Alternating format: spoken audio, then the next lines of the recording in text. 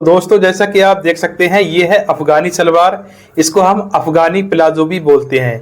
तो आज के वीडियो में हम आपको यही अफगानी सलवार कटिंग और सिलाई करने का तरीका बताने वाले हैं।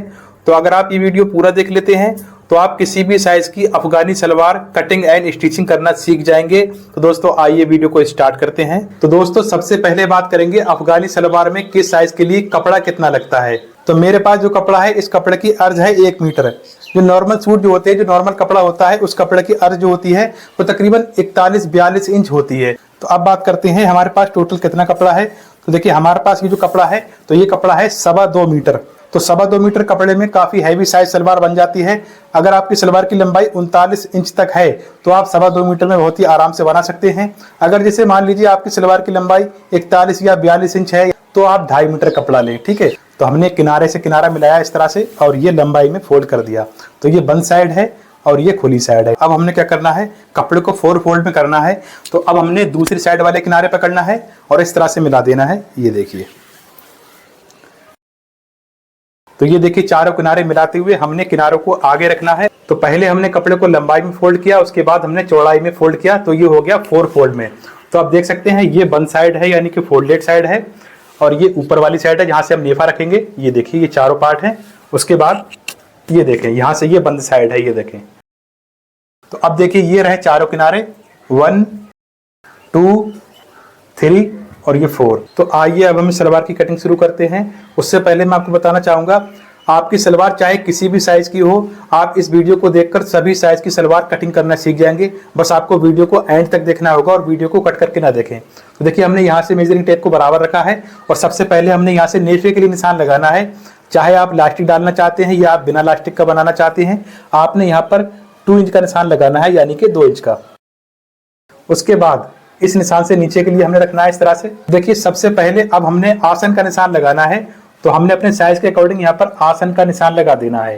ये देखिए जैसे कि मैं यहाँ पर आसन का निशान 13 इंच लगा रहा हूँ, ठीक है। अभी मैं आपको आगे बताऊंगा ये निशान हमने किस फार्मूले से लगाया और आपने किस साइज के लिए कितने इंच पर निशान लगाना है, ठीक है।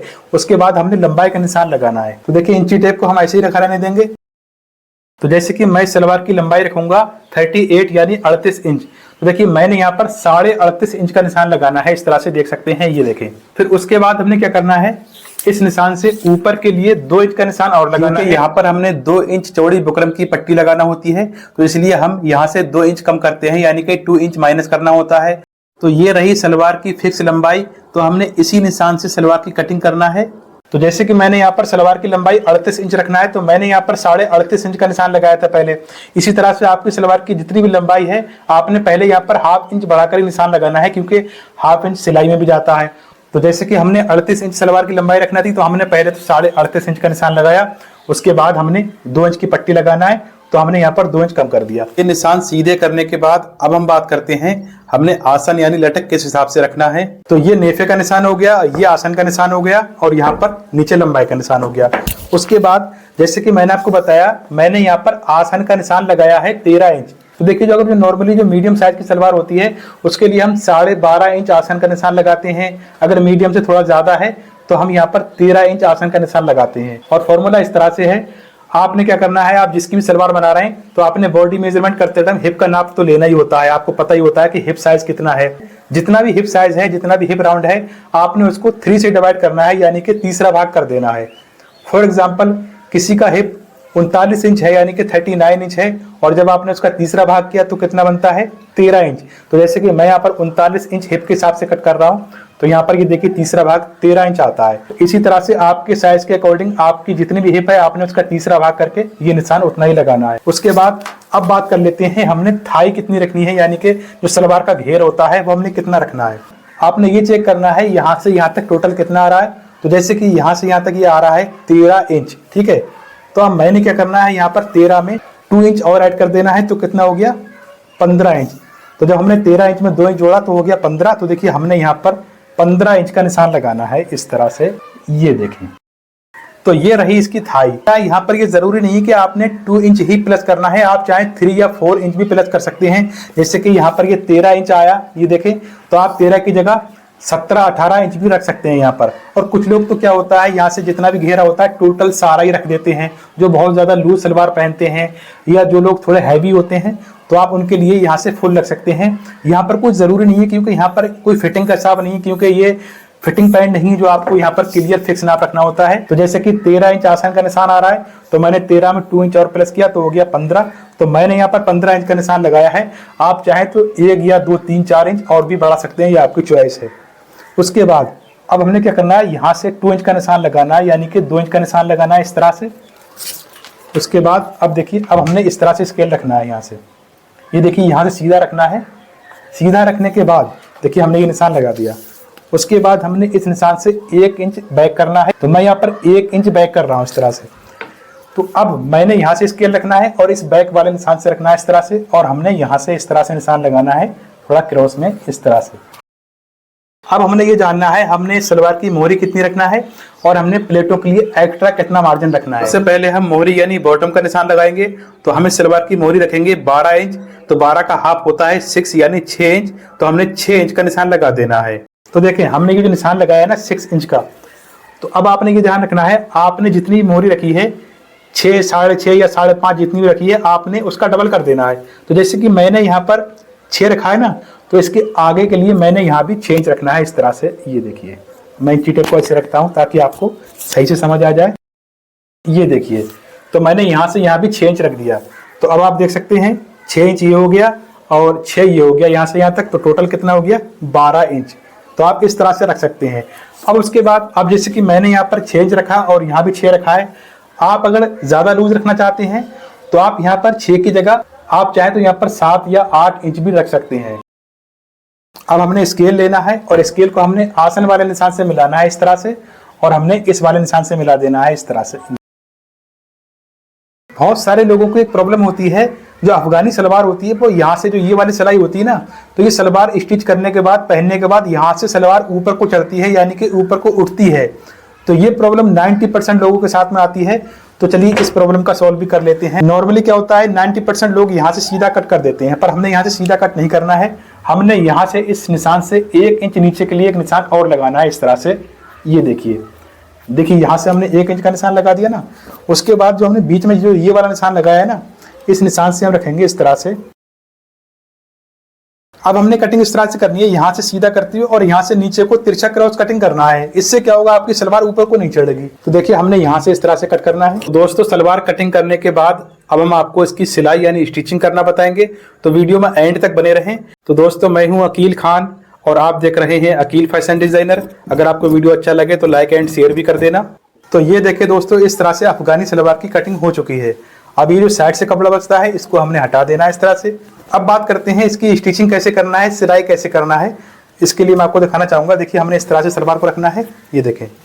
तो देखिए हमने क्या करना है, यहाँ से ऊपर से 2 पार्ट पकड़ने हैं, 1 और ये 2, और हमने इस तरह से ओपन करना है। तो सबसे पहले हमने आसन वाली साइड से सिलाई शुरू करना है। यहाँ से यहाँ तक हमने 1/2 इंच का मार्जिन लेना है और यहाँ से यहाँ तक हमने 1/2 इंच का मार्जिन लेना है। तो दोस्तों देख सकते हैं हमने यहाँ से भी सिलाई लगा दी है और हमने यहाँ भी सिलाई लगा दी है और साथ में हमने ओवरलॉक भी कर लिया है। अब देखिए हमने क्या करना है, यहाँ से पकड़ना है इस तरह से। अब यहाँ पर आप देख सकते हैं ये इसका बॉटम है, इसकी मोहरी है।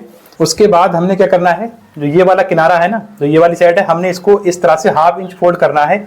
तो जितना भी घेरा है सारा ही हमने 1/2 इंच मोड़ देना है। तो देख सकते हैं हमने ऊपर से नेफे को 1/2 इंच फोल्ड कर दिया है। तो देखिए हमारे पास ये इलास्टिक है, तो इस इलास्टिक की चौड़ाई है 1.25 इंच, 1 इंच एंड 2 पॉइंट, और इसकी लंबाई कितनी रखना है तो आपने देखना होगा। बॉडी मेजरमेंट करने पर आपकी कमर जितनी भी आ रही है आपने उसके हिसाब से 4 इंच माइनस कर देना है, यानी कि 4 इंच कम कर देना है। फॉर एग्जांपल आपकी कमर अगर है 34 इंच, तो जब आपने 34 इंच में 4 इंच कम किया तो होता है 30। तो इसी तरह से आपने इलास्टिक डालना है 4 इंच कम करके। तो जैसे कि इस सलवार की कमर है 35 इंच, तो मैं यहाँ पर 31 इंच इलास्टिक डाल रहा हूँ। उसके बाद हमने इलास्टिक के दोनों सिरे इस तरह से मिलाना है, ये देखें, और मिलाने के बाद लॉक कर देना है।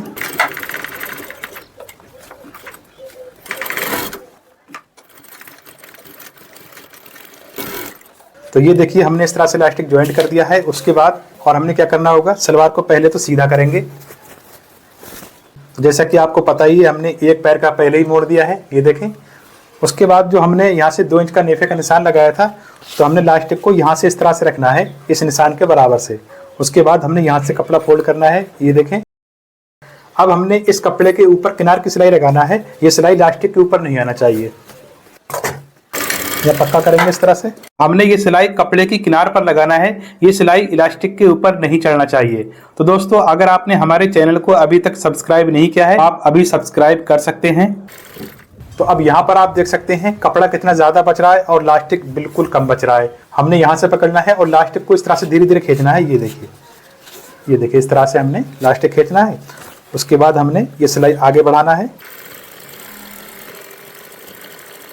आप चाहें तो सुई को नीचे कर दें इस तरह से और बूट को उठा लें, और आप चाहें तो यहाँ से इस तरह से भी खींच सकते हैं। ये देखें, तो ये आपकी चॉइस है, आप चाहें किसी साइड से भी इलास्टिक को खींच सकते हैं।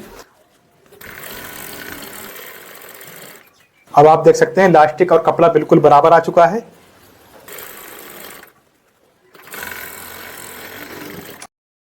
अब देखिए यहाँ पर गैदर्स नहीं है और यहाँ पर गैदर्स हैं, तो अब हमने इनको बिल्कुल एक बराबर करना है। देखिए हमने इस तरह से हाथ डालना है, इस तरह से। ये देखिए इस तरह से, ये बहुत ही आसानी के साथ सब तरफ सारी गैदर्स बराबर हो जाती हैं।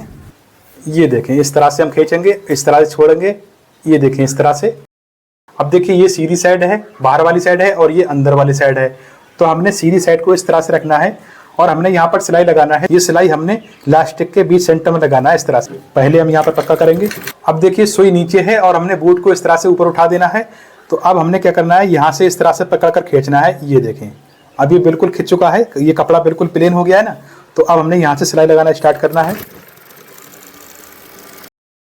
फिर उसके बाद हमने कपड़े को इस तरह से खींचना है। ये देखिए अब जब यहाँ से प्लेन हो जाता है, उसके बाद हम सिलाई लगाना स्टार्ट करते हैं। दोस्तों, अगर आप बेल्ट वाली अफगानी सलवार की फुल कटिंग स्टिचिंग सीखना चाहते हैं, तो उस वीडियो का लिंक मैंने इस वीडियो के डिस्क्रिप्शन में दिया है। तो वहां से जाकर आप बेल्ट वाली अफगानी सलवार की फुल कटिंग स्टिचिंग सीख सकते हैं। तो अब आप फाइनली देख सकते हैं कितनी फिनिशिंग के साथ में इलास्टिक अटैच हो चुका है।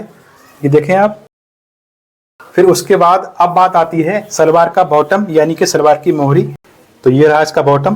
तो हमने क्या करना है, यहाँ से बराबर करना है और यहाँ से इस तरह से हमने एक कट लगा देना है इस तरह से। ये देखिए, और सेम इसी तरह से दूसरे पोंचे पर भी कट लगाना है, यानी कि हाफ सेंटर कर देना इस तरह से। आपने यहाँ पर ये ध्यान रखना है, जैसे कि ये ओवरलॉक दिख रहा है ना, तो ये उल्टी साइड हो गई। तो हमने क्या करना है, उल्टी साइड में इस तरह से चौक से निशान लगा देना है। बॉटम बनाने के लिए हमने इस तरह से ये 2 पट्टियां चिपका ली हैं। तो इन पट्टियों की लंबाई चौड़ाई कितनी है और ये हमने किस तरह से चिपकाई है वो भी देख लीजिए। तो इन दोनों पट्टी की चौड़ाई है 2 इंच, यानी कि 2 इंच। ये देखें, और इन दोनों पट्टियों की लंबाई है 14 इंच। यहाँ से यहाँ तक 14 इंच और चौड़ाई में 2 इंच। के बाद देखिए मैं आपको दिखाना चाहूंगा हमने किस तरह से इनको चिपकाया। तो ये देखें, हमने प्रेस की मदद से इस तरह से इस पट्टी को चिपका दिया है। देख सकते हैं चिपकाने के बाद हमने एक साइड से हाफ इंच का फोल्ड किया है, इस तरह से देख सकते हैं आप। और जो दूसरी वाली साइड है, तो वो हमने इस तरह से यहाँ से करीब हाफ इंच बढ़ाकर रखी है। ये देखें, और दूसरी पट्टी भी सेम इसी तरह से। इस कपड़े को भी हमने इस तरह से हाफ करना है और यहाँ से हमने इस तरह से कट मारना है, ठीक है। और यहाँ भी हमने कट लगा दिया। उसके बाद हमने ये जो कपड़ा फोल्ड किया है, हमने इस कपड़े को इस तरह से नीचे रखना है और हमने यहाँ से एक पैर की सिलाई लगाना है और दूसरी वाली पट्टी पर भी हमने इसी तरह से सिलाई लगा देना है। तो अब देखें, हमने ये जो पेपर पेस्टिंग चिपकाई है ना, तो हमने इस पेस्टिंग को इस तरह से नीचे रख देना है इस तरह से। आप देख सकते हैं ये पेस्टिंग नीचे पहुंच चुकी है। अब ये जो एक्स्ट्रा कपड़ा बचा है, तो अब हमने एक पोंचा लेना है इस तरह से, और ये जो हमने निशान लगाया था ना, तो इस निशान को हमने नीचे रखना है इस तरह से। उसके बाद ये जो सलवार वाला कपड़ा है, तो इसको हमने इस तरह से यहाँ से रखना है, यहाँ से बराबर, ठीक है। यहाँ से हमने निशान लगाना है करीब 1.5 इंच का। ये देखिए, हमने 1.5 इंच का निशान लगा दिया। हमने इधर भी 1.5 इंच का निशान लगा देना है। ये देखिए, उसके बाद देखिए हमने यहाँ से रखना है और यहाँ से हमने एक पैर की सिलाई लगाना है। यहाँ से पक्का करेंगे पहले। तो अब देखिए, हमने ये जो निशान लगाया है, तो हमने यहीं से प्लेटें डालना शुरू करना है। तो हम यहाँ पर बॉक्स प्लेट डालेंगे। देखिए थोड़ा आगे बढ़ते हैं इस तरह से। उसके बाद देखिए हमने प्लेट इस तरह से डालना है। ये देखिए, यहाँ से इस तरह से फोल्ड करेंगे और उसके बाद हमने ये वाला कपड़ा इस तरह से फोल्ड करना है। तो ये हो गई बॉक्स प्लेट इस तरह से, ठीक है। उसके बाद हमने इसके बराबर से प्लेट डालना है। दोस्तों अगर आप चाहें तो हमें इंस्टाग्राम पर भी फॉलो कर सकते हैं। हम इंस्टाग्राम पर भी छोटे छोटे वीडियो लाकर सिलाई सिखाते रहते हैं, टिप्स एंड ट्रिक्स देते रहते हैं। तो हमारे इंस्टाग्राम पेज का नाम है अकील फैशन डिजाइनर। अब यहाँ पर आप देखिए, हमने भी जो पट्टी में सेंटर कट लगाया था, उसके बाद हमने जो सलवार के पहुंचे में कट लगाया था, तो ये कट यहाँ पर इस तरह से मिल जाना चाहिए। ठीक है, इस तरह से प्लेट डालेंगे। और दोस्तों हम फेसबुक पर भी सिलाई सिखाते हैं, तो हमारे फेसबुक पेज का नाम है अकील फैशन डिजाइनर। तो इस तरह से हमने सारी बॉक्स प्लेट एक बराबर डालना है और हमने इसी तरह से बॉक्स प्लेट कंप्लीट कर देना है। दोस्तों अगर आप शुरू से सिलाई सीखना चाहते हैं तो आप हमारे चैनल पर और भी बहुत सारे वीडियोस देख सकते हैं। तो यहाँ पर हमने कटिंग स्टिचिंग के बहुत सारे वीडियोस अपलोड कर रखे हैं।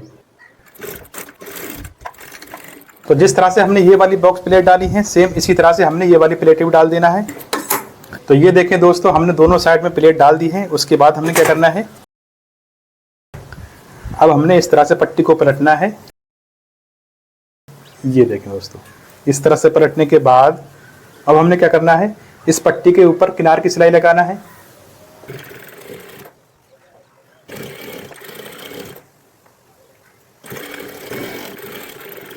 फिर उसके बाद हमने दूसरे वाले पोंचे को भी इस तरह से मोड़ देना है। तो हमने यहाँ भी सेम सिलाई लगा देना है। ये देखें, फिर यहाँ पर हमने बॉटम पर लेस लगाना है। आप चाहें तो चौड़ी लेस भी ले सकते हैं, आप चाहें तो पतली लेस भी ले सकते हैं। तो मैंने तो ये मीडियम लेस ली है। तो देखिए हमने किस तरह से लगाना है।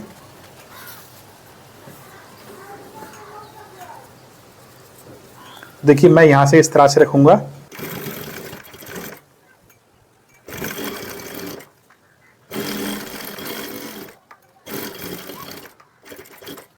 उसके बाद हमने दूसरे पोंचे पर लगाना है इस तरह से।